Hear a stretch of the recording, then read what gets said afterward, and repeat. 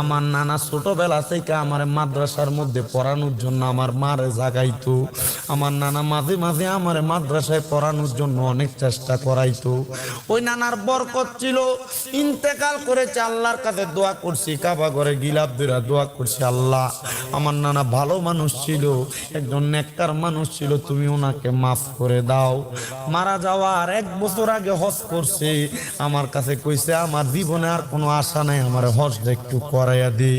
আমি কইছি নানা হজে যাইবেন, আমার উস্তাদের মাধ্যমে আমি হজে পাঠাইছি। আমার নানা শুধু দোয়া করছে, আমি তোর লাগা মক্কা শরীফের গিলাপটা দইরা দইরা দোয়া করছি, তুই যেমন মানুষের কাছে ওয়াজ নসিহত করস, আল্লাহ যেন জীবনে তোর অনেক বড় বানায়। আমার নানা আমার দোয়াটা কইরা গেছে। ও বন্ধু, যেই দোকানে বইসা থাকতো মাঝে মাঝে নানার দোকানের দিকে তাকাইলে চোখের পানিগুলা পড়ে, কারণ আমার নানা ওই দোকানে বইসা দোকানদারি করতো না, দেখতাম আল্লাহর কোরআন শরীফ খুইলা খুইলা পড়তো, কাস্টমার আসতে খরচ দিত। কোরআন যদি হাতে না থাকতো নেয়ামুল কোরআন খুইলা খুইলা আমল করতো।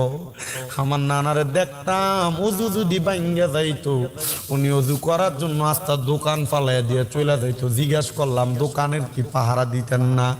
আমি যেই আল্লাহর গোলামি করি ওই আল্লাহ তো আমার দোয়ান রে পাহারা দেয়। এমন তাকওয়াওয়ালা মানুষ ছিল।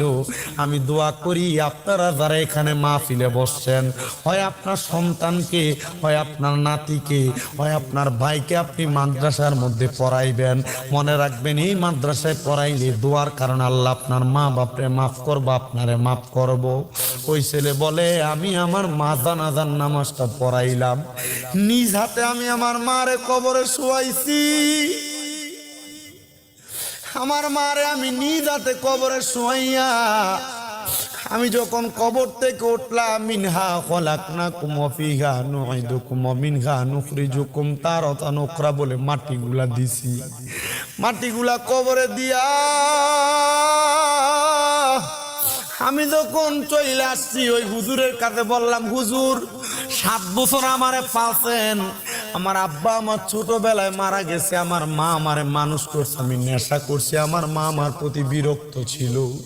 হুজুর এখন তো আমার মা মরে গেছে, আমার লালন পালন করার মতো কেউ নাই, আমার সম্পদ আছে কিন্তু আমার মা নাই, বাপ নাই।